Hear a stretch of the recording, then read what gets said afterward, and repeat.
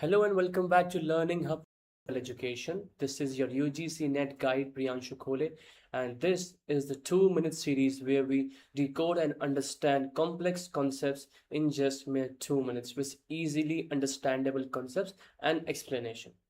आज हम बात करेंगे इंडक्टिव रिसर्च के बारे में. The topic about inductive research is included many a times in the questions of UGC Net. तो हम बात करेंगे इंडक्टिव रिसर्च में होता क्या है. Basically it is a bottom up approach.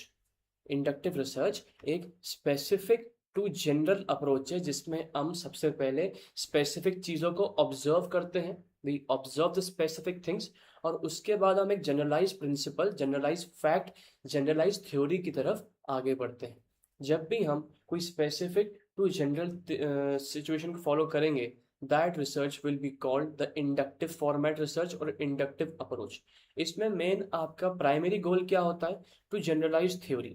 आपको कोई थ्योरी जनरलाइज करनी है, दैट मीन्स सबको वो थ्योरी टारगेट करनी है, सबको एक्सप्रेस करनी है, एक फैक्ट बनाना है आपको. तो वो कैसे करोगे? सबसे पहले आप आपका प्रायर और फर्स्ट मोड एग्जाम्पल होगा, प्रोसेस होगा ऑब्जर्वेशन का.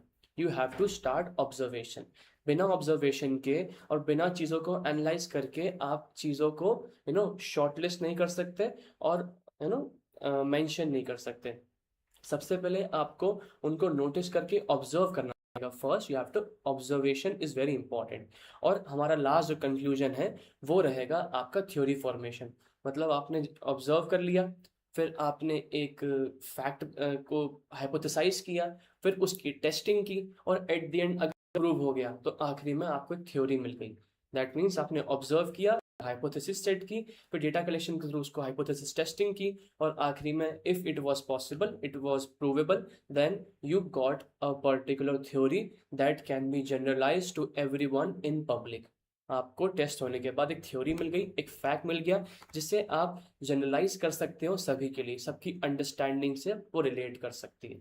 ठीक है. और इसका नेचर होता है प्राइमरी क्वालिटेटिव नेचर की होती है, जिसमें आप डेटा को अपने पर्सपेक्टिव से ऑब्जर्व करते हैं और देन उसको रिकॉर्ड करके टेस्टिफाई करते हैं और एट द एंड आप एक फॉर्मुलेटिव थ्योरी बनाते हैं जो सभी लोग के लिए रिलेटेबल हो सकती है. तो ऐसे और इंफॉर्मेटिव कंटेंट के लिए follow learning hub physical education and stay tuned for this 2 minute series. Thank you.